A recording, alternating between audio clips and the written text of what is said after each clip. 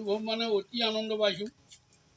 এতিয়া অসম চৰকাৰে যে মোৰ নিচিনাকৈ ল'ৰা এজনক এটা শিল্পী সন্মান দিছে, তাৰ বাবে অসম চৰকাৰলৈ বহুত ধন্যবাদ আৰু মই চিৰকৃতজ্ঞ। এতিয়া মই সৰুকালৰ পৰা মোৰ ভাৱৰীয়াৰ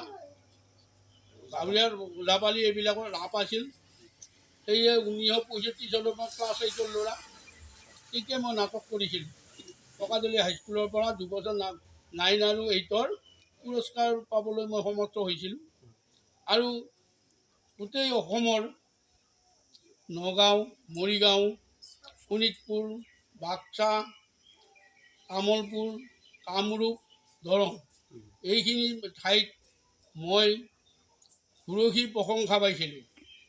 সেয়ে হনুমানৰ ভাও লৈ মোৰ যিটো কষ্ট হয় সেইটো বেলেগ কথা, কিন্তু মোৰ কষ্টটো স্বীকাৰ নকৰি কেৱল মই ভাৱৰীয়াযোৰাৰ নাম ৰাখিম এই চিন্তা কৰি মই বহুত যোৰা অভিনয় কৰি প্ৰদৰ্শন মানে মোক চাই কিছুমান মানুহ ৰাতিপুৱাই গৈছে এনেকুৱা।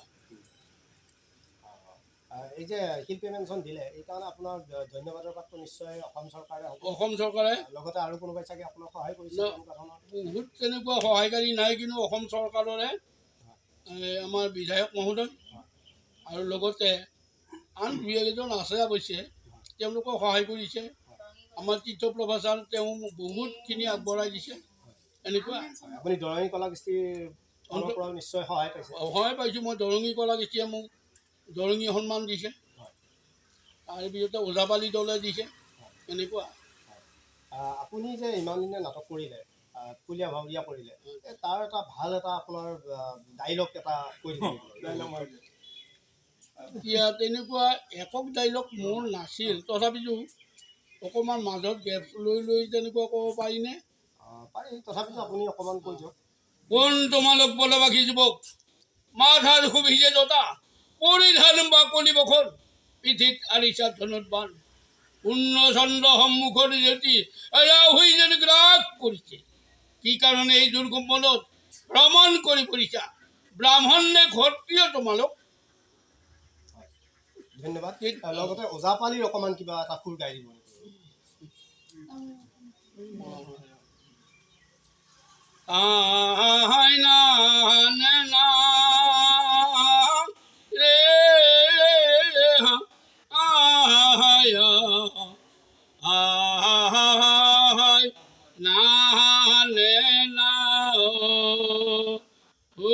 আগুৱাটো ছুটি হৈছে, এতিয়া 80 বছৰ চলি আছে মোৰ, গতিকে আগৰ দৰে টানিব নোৱাৰোঁ, এনেকুৱা হৈছে আৰু। ঠিক আছে, নমস্কাৰ।